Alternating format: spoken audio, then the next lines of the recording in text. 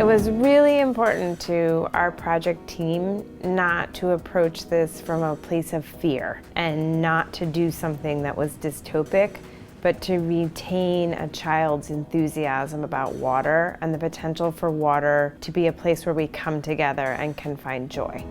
You ask kids, what do you want for the future? What should it be? What should this playground be like? And more than half of the drawings include a water slide, a swimming pool, or some other awesome recreational water feature.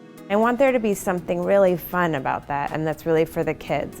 Water is the most critical component of resiliency. Having the child at the center of our proposals and water at the center of our proposals is the way that we think that we're going to be addressing a lot of the most important aspects of resiliency. If we keep focusing on fear and fear of nature, we move away from nature. We really need to think about having this as an opportunity to reconnect with nature rather than having it be something that we're afraid of. One thing I've noticed is that when you see drawings about sea level rise, they don't show the water cycle. They show the edge of the bay, and the natural system is the water cycle. So connecting the whole landscape from the hills to the water is a big part of our team's vision.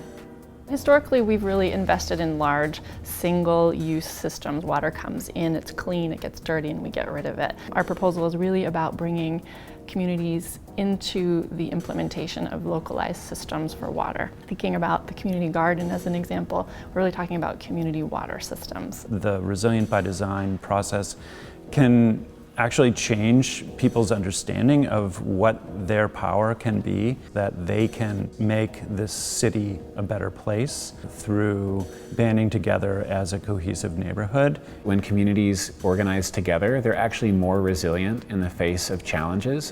When you know your neighbor, you're much more likely to help your neighbor. The way that I imagine my skill set would be a part of the Resilient by Design process would be to either create an environment that people could navigate through in real time, or to create an interactive experience that people could also engage with, be it a game or a puzzle that could also tell this narrative that we want. One of the most difficult parts of tackling these thorny problems is just bringing disparate groups of people to the table to talk to one another. What we find really works is to give people a hook around fun that can get them talking to one another. We've talked about a prescription, and prescription is another word really for recipe. One of the important relationships in our recipe is 1 part engineering to 2 parts communication. We've all got to do this together, and we've got to come together, and that's going to happen through building relationships with communication. I would say that we have plenty of water at the state, and what we're at this new interesting juncture of how to really thoughtfully plan for and allocate water in a new way.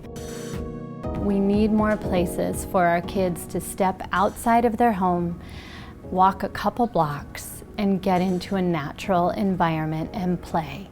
Too many of my kids' daily activities in school are prescribed indoor activities, and too many of their playgrounds are asphalt and chain link enclosed places. These new governance systems and new technologies can come together in a real way that start to not just improve today, but also get us prepared for tomorrow. Working on the Resilient by Design competition, I've been thinking a lot about my kids and all kids and the future we want to leave for them. We have a once-in-a-many-generation opportunity to reset our relationship to nature and to leave a healthier place for kids, but also for fish and for animals and whole ecosystems.